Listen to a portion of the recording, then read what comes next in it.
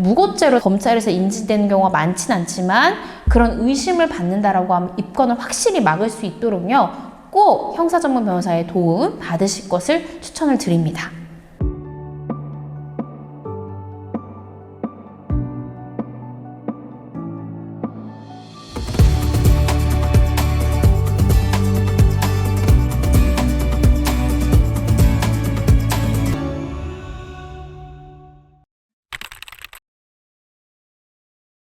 안녕하세요. 여러분의 인생을 지켜드리는 인생변호사, 검사 출신 이고은 변호사입니다. 저희 법률사무소 온강에 이제 성공 사례를 한번 좀 공유해 보려고 하는데요. 오늘은 그 주제가 성범죄 고소와 무고죄 입건입니다. 근데 성범죄 피해자들이랑 상담을 하다 보면 피해자분들이 생각보다 변호사님, 저 기억이 잘 안 나는데 진짜 성범죄 피해 입은 거 맞다고. 근데 이렇게 고소했다가 오히려 제가 무고죄로 역으로 공격당하는 거 아니에요? 그 걱정 되게 많이 하시더라고요. 근데 무고죄라는 건요, 상대방이 고소해서 시작될 수도 있지만 그 사건을 수사하는 경찰이나 검사가 무고죄로 인지할 수도 있어요. 그래서 그런 부분이 있기 때문에 제가 실제 성범죄 전담 검사로 생활하면서 어떠한 경우에 성범죄 고소인들이 무고죄로 입건되는지, 실제 무고죄로 입건되는 경우가 굉장히 많은지 한번 살펴보도록 하겠습니다.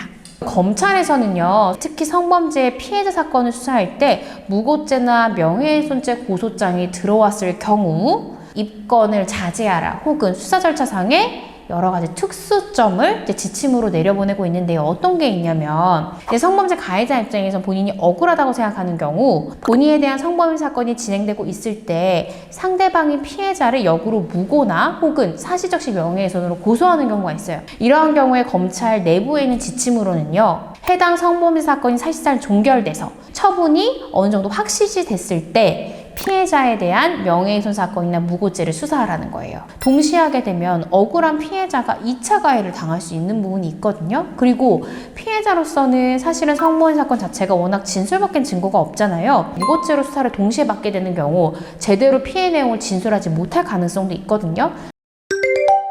최근에요, 저희 온강에 찾아온 사건 중에 저희가 성공 사례라고 말씀드리는 것이 성범죄 피해를 입은 피해자예요. 이분이 기차를 타고 서울에 올라와서 지인을 만나러 갔다가 우연히 남자 두 분이랑 합석하게 되고 모텔에서 술을 먹게 된 거예요.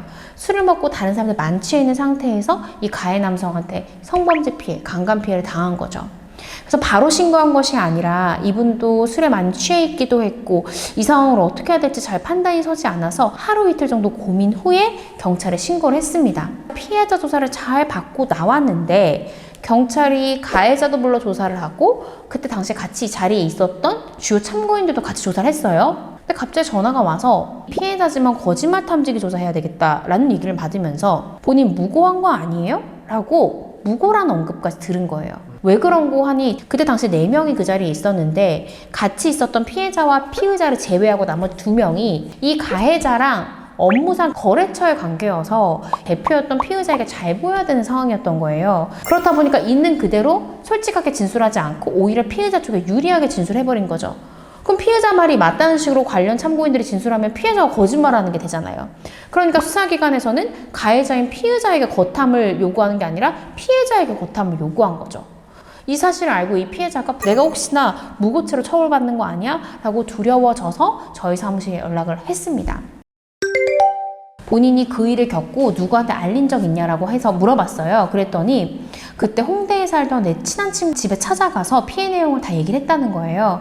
그랬더니 그 친구가 해바라기 센터 112 신고 이런 말을 해서 자기가 하루 이틀 고민 후에 그대로 했다는 거예요. 해당 친구가 경찰에 조사받았느냐 물어봤더니 안 했다는 거예요. 그래서 그 친구한테 사실항의서를 저희가 받았고요. 강력하게 경찰에게 피해자에게 거탐을 요구하는 건 부당하다.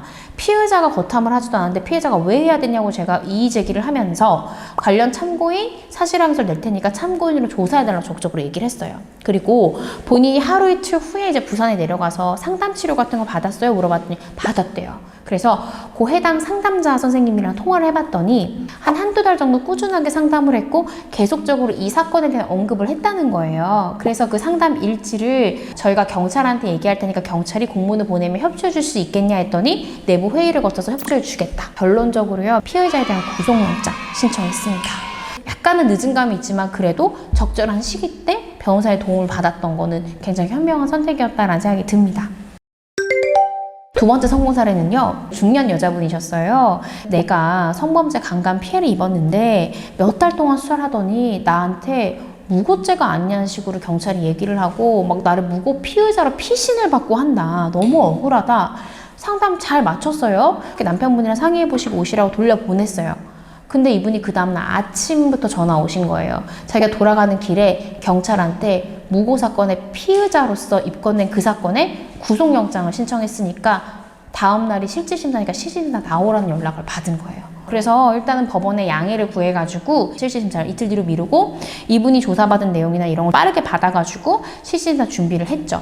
이분은 피해자로서 사실 사건이 시작됐지만 변호사의 도움이 없었기 때문에 사실은 고소장 단계부터 진술이 일부 일관되지 못한 부분들이 있었어요. 그것은 본인도 너무 순식간에 당한 사건이기 때문에 그랬던 점이 있고 또 피해자가 누군지 피해자 입장으로서는 잘 몰랐거든요. 인적사항을.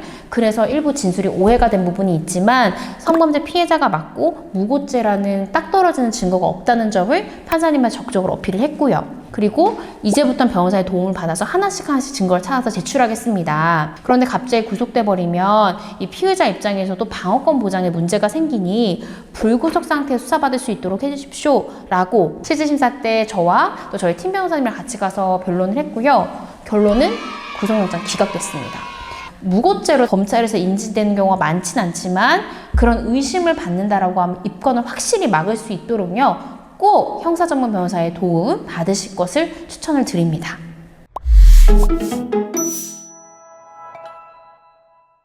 오늘은 무고죄 입건되지 않는 방법 그리고 수사기관에서도 어떤 기준으로 무고죄를 입건하는가에 대해서 알아봤는데요. 오늘 영상이 유용하셨다면 좋아요와 구독 부탁드립니다. 다음 영상에서도 유용한 콘텐츠로 돌아올 테니까요. 많은 기대해주세요. 안녕.